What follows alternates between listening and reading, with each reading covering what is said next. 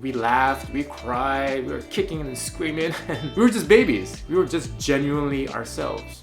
And then society gets in the way, and then we grow up, and then we get stifled. We get put into a little box, and peers or maybe teachers or authority figures telling us you can't do this, you can't do that, stifles us in to be fully ourselves.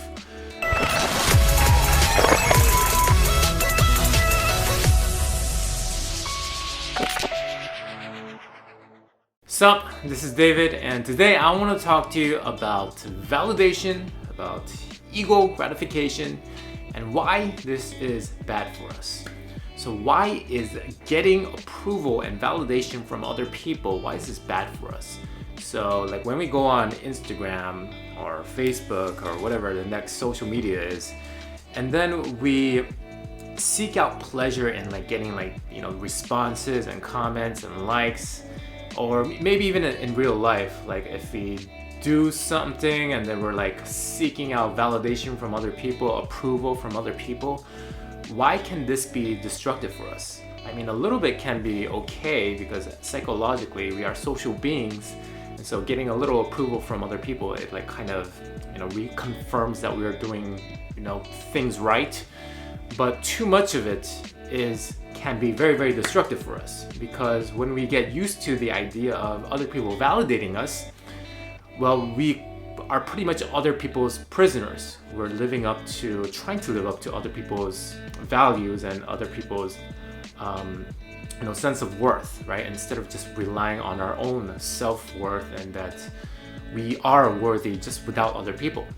So once that happens, once you start getting a habit of seeking for other people for your sense of worth and trying to seek out validation all the time, well, what happens when you don't get validation? Because the mind has been trained to seek out validation all the time, it can be very, very destructive. It can cause a lot of psychological harm when you do not get that validation, right? So this is why this can be bad, validation. And it's pretty much feeding the ego. So we talked about what the ego is last time. So what is the ego? Ego is pretty much the false self.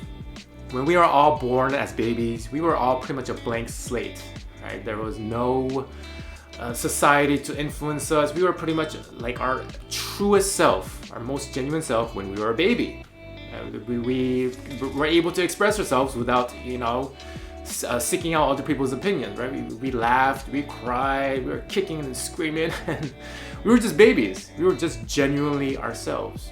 And then society gets in the way, and then we grow up, and then we get stifled. We get put into a little box, and peers or maybe teachers or authority figures telling us you can't do this, you can't do that, and it kind of stifles us in to be fully ourselves. And so this forms what is known as the socially constructed identity, also known as the ego or the false self. And now we're seeking to other people for approval and validation. Again, the more and more we do this, the less we are of ourselves and the more we are of that social construct, the ego.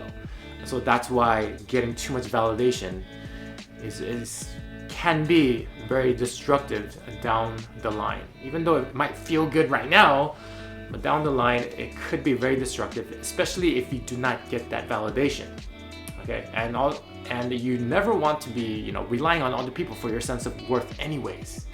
You just got to make sure that you're offering value, you're doing something good for the world, and that you have that belief that you are worthy, you are enough. Okay, just tell yourself that I am enough.